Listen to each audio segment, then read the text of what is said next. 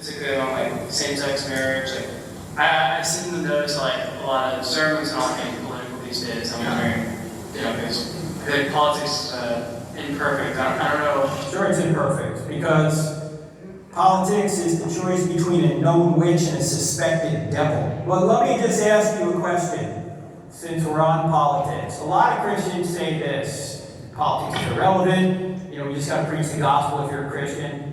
Let me just put up one picture here to disabuse anybody of the notion that we ought not be involved at all politically. And here it is. Does anyone know what this is? Yeah, this is the Korean Peninsula. Right? Here's the 38th parallel right there. We fought a war over that. This is South Korea. South Korea is filled with light, productivity, the gospel. It's one of the most Christianized countries in the world, although not everyone's Christian, obviously.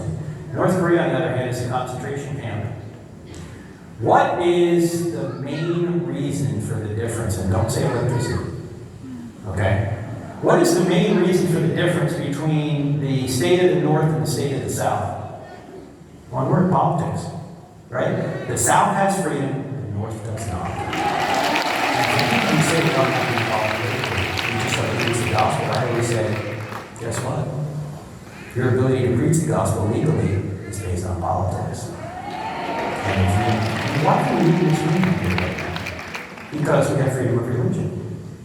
One day, however, we might not have it anymore. And then we got to go underground. Now, can God get his will done through that? Yeah, but why would we want that to be that way? Right? In fact, if you think about this long enough, you'll realize that laws affect virtually everything. Your freedom, your church, your children, your family, your health, your money, your business, your property, your school, your home, your security, your safety, the poor, the unborn, the gospel. Everyone and everything is affected by laws that are made in Austin, in Washington, and in your localities. So of course you got to be involved politically. I think everybody like that.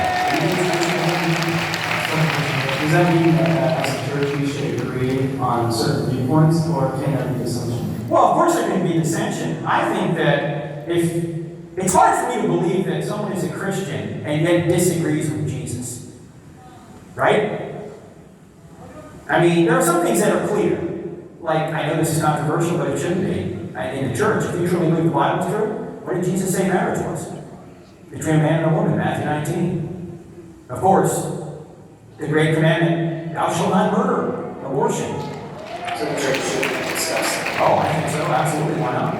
You know how our country began? Church people. That's how it began. Pastors, actually, were an integral part of the